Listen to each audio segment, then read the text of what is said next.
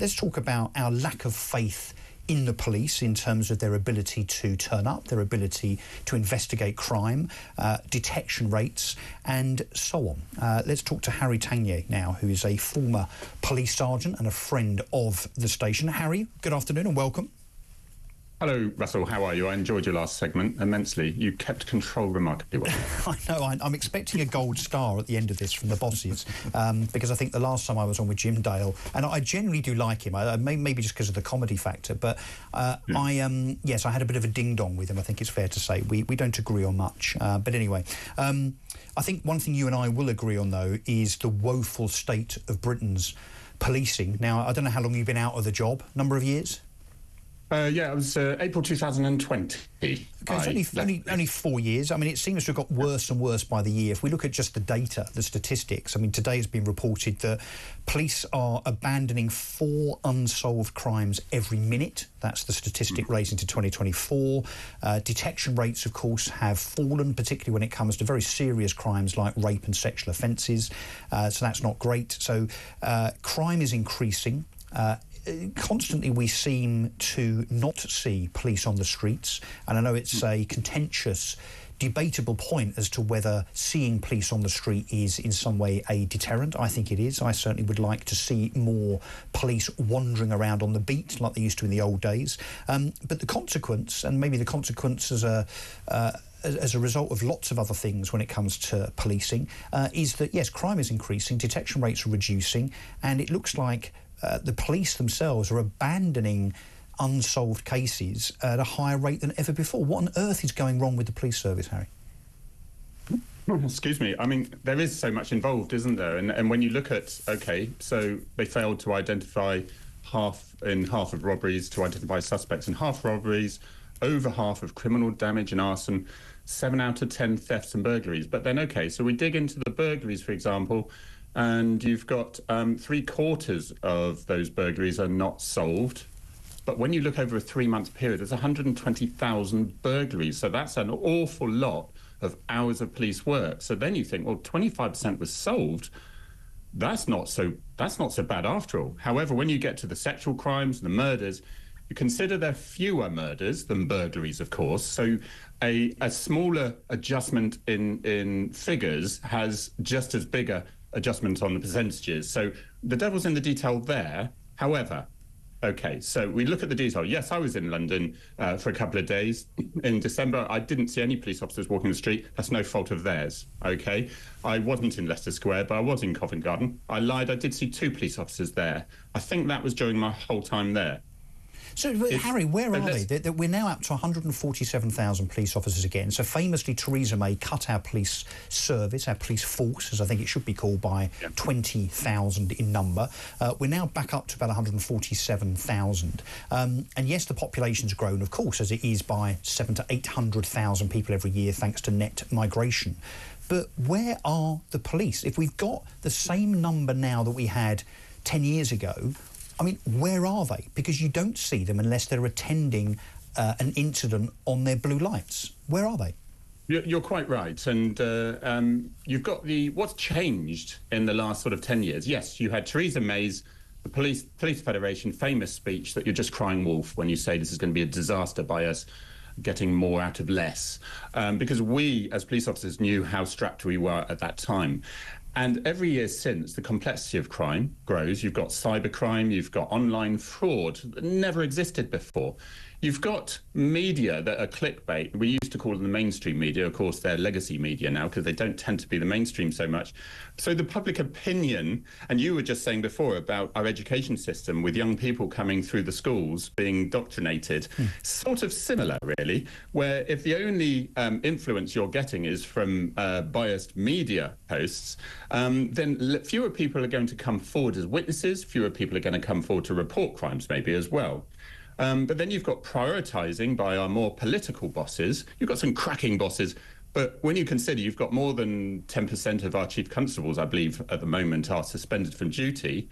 But you've got a leadership problem who I think are more politicians than police officers, who regularly throw their staff under the bus. So they're frightened to actually do proactive policing. Well, and those senior police officers, Harry, seem to be in place just because of the grading or the grandiose nature of their degree. You know, whether they went to Oxford, whether they got a master's degree. I mean, it seems that that the police service changed when the senior officers stopped being good old-fashioned coppers that understood how criminals think and went out to try and arrest them, and instead started thinking more about the academic nature of the senior police officers that are in charge of the rank and file. I mean, that seems to be one of the reasons I think that things have changed.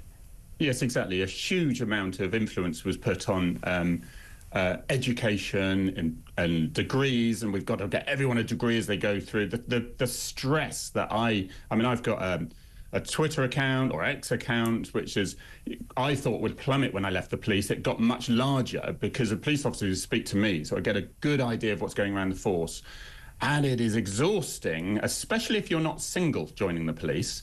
If you're married and you're dealing with everyday life and you're having to do all this thesis and for 3 years of utter hell and be policing, but they say, oh no, you've got time committed to do your work. Well, when your colleagues are rushing out the door, going to emergencies that are half an hour late, you can't still do your little thesis. Well, and let's look at some of the numbers, Harry, shall we? So whatever has gone wrong with the police, and I think it's fair to say that something or some things have gone catastrophically wrong, whether it's presence, whether it's apathy, whether it's the motivations, the goals and the incentives by way of the senior police officers in charge. Let's just have a look. So recorded crime is now at 8.8 million offences a year. The crime survey by the Office of National Statistics, and of course there's actual data, and then there's the crime survey, and there's always an argument about which one of those is most relevant.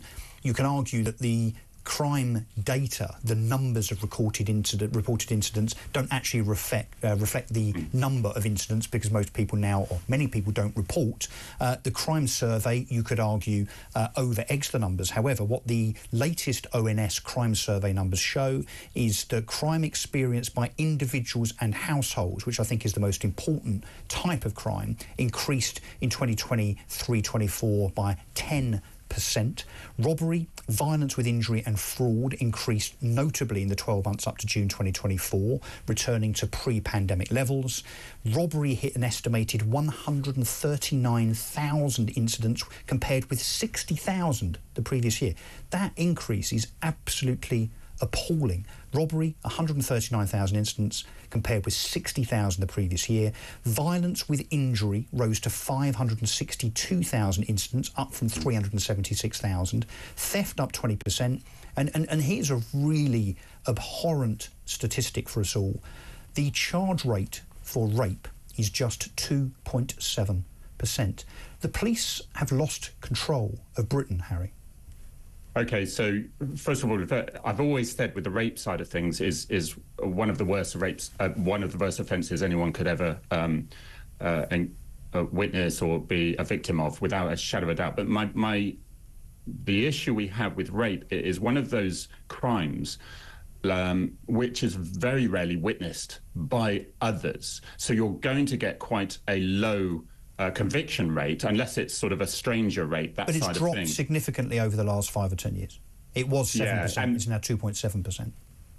Yeah, it is alarming. And I think overall, the knock-on effect of having such a reduction so quickly in the Theresa May days has meant, yes, we've got police resources back up to level, but there are no way are they of the experience that the officers were before. And of course, you've got all the technology changes and all that, and our technology is behind. So it's a real group effect that is actually causing such a devastating effect on our crime. Prevention is everything. Neighbourhood policing, yes, I was an armed response officer and I was a road death investigation specialist.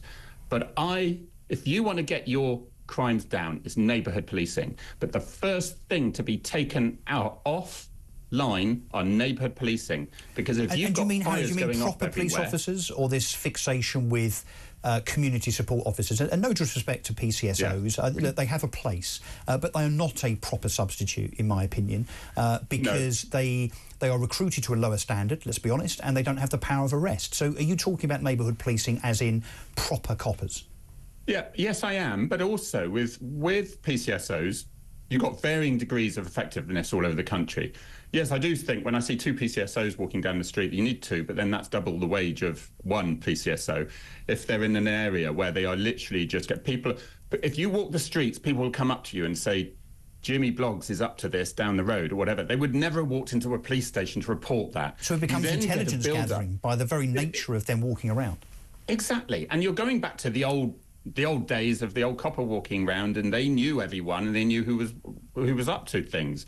We still did that roughly in 2020. We knew who our criminals were. We knew on the briefing when somebody when burgling Bill was coming out of prison that week, that we knew our crimes were going to go up in the burglary. So we would put emphasis on that and get him in prison as quickly as possible again, because Harry, a very interesting never going to stop. Let me just bring Philip Ingram in, because of course his background is very much intelligence. You subscribe to this? I do very much so, but I think there are other wider problems again with the police force. It's, police and crown commissioners are political appointees. They're voted useless, in. hopeless, what a waste of time. But they set the priorities for the chief constable. The chief constable then puts those into operational priorities. So we're immediately politicising the priorities that the chief constable's got, because otherwise the police and crown commissioner will get rid of him or her out of their job. And then we've got the political correctness that's coming in, that's disabling good old-fashioned policing, because a lot of police officers, if they go in and they do something that could be perceived as anti one particular grouping, they can be disciplined for it. And it doesn't help whenever we see police cars painted in rainbow colours. No, or dancing the Macarena as they do at the Notting Hill Carnival. Philip, thank you very much. Harry Tangye, thank you very much indeed as ever, former police sergeant, always wise and insightful words.